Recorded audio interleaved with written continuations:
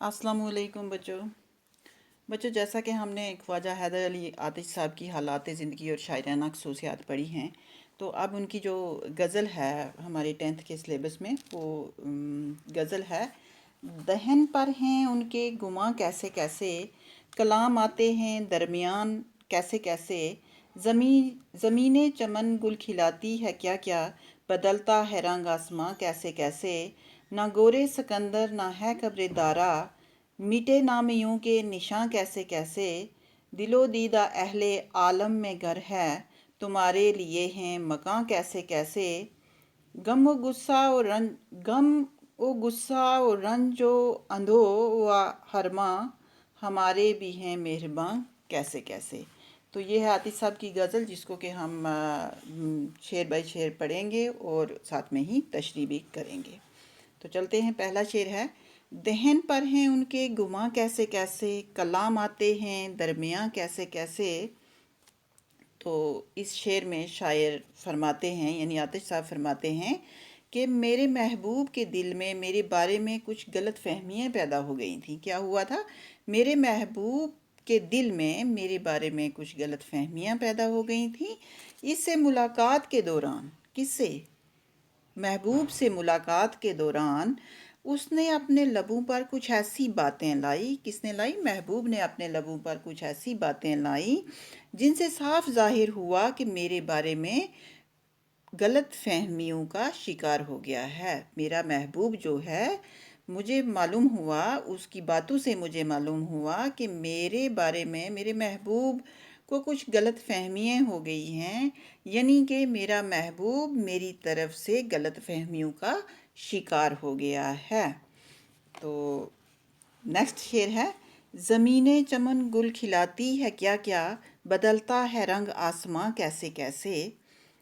तो इस शेर में आतिश साहब फरमाते हैं कि इस ज़मीन से तरह तरह के हसीन व जमील फूल खिल उठते हैं। यानी कि हमारी ये जो ज़मीन है, हमारे इसमें तरह तरह के हसीन खूबसूरत फूल जो हैं वो खिल उठते हैं, जिनके लिए चमन की बुलबुल यानी आशिक अपनी जानें निछावर करने के लिए तैयार होते हैं। अब देखो, इन्होंने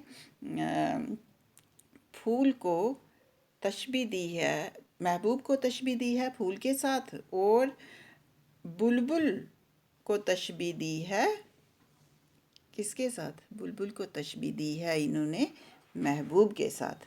तो कहते हैं जिनके लिए चमन की बुलबुल यानी आशिक अपनी जानें निछावर करते हैं। गोया हंगामों की वजह से इस दुनिया की पैदा करदा हसीन व जमील चीज़ें हैं, लेकिन शायर साथ ही इस तरफ भी इशारा करते हैं कि ये खूबसूरत अशिया ज़माने के रंग बदलने के सबब जल्दी ही ख़त्म हो जाती हैं। यानी शायर ये कह रहा है कि हमारी चमन में, हमारे भाग में, हमारी ज़मीन में बहुत सारे खूबसूरत फूल जो खिलते हैं और फिर ज़मीन में रंग बदलते हैं। यानी कि मौसमों के हिसाब से तो काश्त होती ही है, मौसम के हिसाब से फूल खिलते हैं।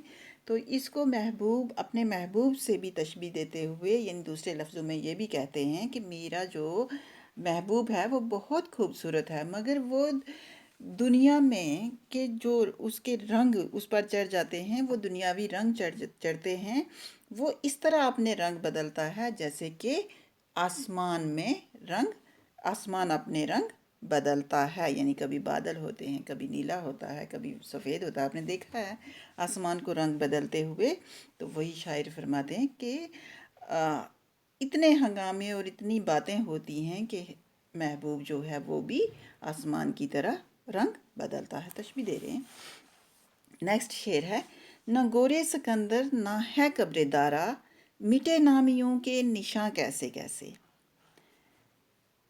देखें, गोर जो है वो होती है कब्र, और सिकंदर, गोरे सिकंदर यानी सिकंदर की कब्र। सिकंदर कौन था? बहुत बड़ा बादशाह था जिसने पूरी दुनिया को फतह करने का इरादा किया था। और दारा शिकवा जो है वो भी एक बादशाह का नाम है, वो भी बहुत मशहूर बादशाह था। तो उसी के बारे में बता रहे हैं हमें। कहते हैं कि दुनिया जो है वो नापायदार है।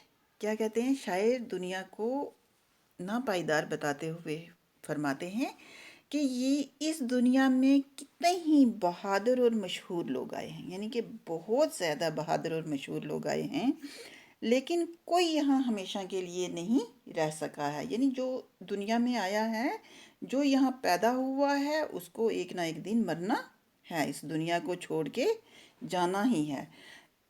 फरमाते हैं कि यहाँ बादशाह सिकंदर जैसे लोग और दारा शिकवा जैसे मशहूर बादशाह लोग आए हैं, वो भी यहाँ नहीं टिके, वो भी यहाँ नहीं रह सके। क्यों नहीं रह सके? क्योंकि मौत तो हर एक इंसान को आनी है। तो उनके भी, यहाँ तक कि उनकी कब्रों के निशान भी अब बाकी नहीं हैं, हमें नहीं दिखाई देते हैं। यानी कि दुनिया और इससे वाबस्ता तमाम चीज़ें जो हैं वो फ़ानी हैं, वो हमेशा रहने वाली नहीं हैं, बल्कि मिट जाने वाली हैं। इसीलिए बड़े बड़े बादशाह जो हैं उनकी भी हमें ना कोई कब्र दिखाई दी है, ना कोई निशान दिखाई देता है, वो भी मिट गए हैं। तो हम क्या हैं? इसलिए हमें किसी भी चीज़ पर घमंड नहीं करना चाहिए। एक ना एक दिन हमने भी इस दुनिया से रुखसत हो जाना है। जैसे कि बड़े बड़े बादशाहों के नाम मिट गए हैं, बड़े बड़े बादशाहों के निशान तक नहीं मिले हैं हमें, तो हमारा क्या है? हम भी तो मिट ही जाएंगे। तो नेक्स्ट है, दिलो दीदा अहले आलम में गर है, तुम्हारे लिए हैं मकां कैसे कैसे। अब शायर फरमाते हैं, अपने महबूब से मुखातिब होके फरमाते हैं कि ए महबूब, तुम्हारा मकाम दुनिया वालों के दिलों और आँखों में है।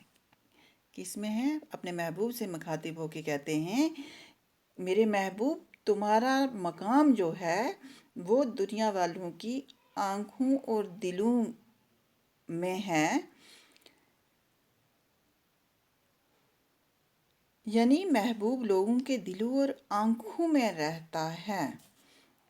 यहाँ पर तुम्हारे लिए बहुत ही अच्छे अच्छे मकान बनाए गए हैं। कैसे कैसे? यानी कि बहुत ही अच्छे मकान, खूबसूरत मकान तुम्हारे लिए बनाए गए हैं। तो हमारे दिलों में, हमारे दिल की और हमारे आँखों के घर में रहता है, ना कि तू कहीं और रहता है। अब शायर अपने महबूब से मुखातिब हैं, तो इसलिए वो अपने महबूब को अपने दिल में और अपनी आँखों में बसा के रखना चाहते हैं, और फरमाते हैं कि मेरे महबूब, तुम्हारा घर जो है वो मेरे दिल में और मेरी आँखों में है।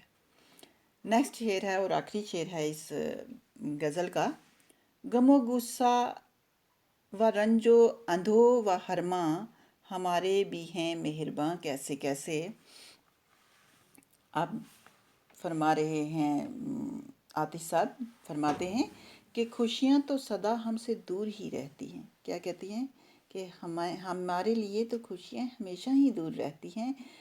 हाँ, इतनी बात ज़रूर है कि रंजो अलम, गमो गुस्सा, हसरतें और मायूसियाँ हम पर बहुत मेहरबान हैं। क्या कहती हैं? कि हम पे गम है, गुस्सा है, रंज है और मायूसियाँ हैं, हसरतें जो हैं हमारे दिल की, वो हम पर हमेशा मेहरबान रही हैं, और हमें जो खुशी मिलती है वो कोसों दूर होती है।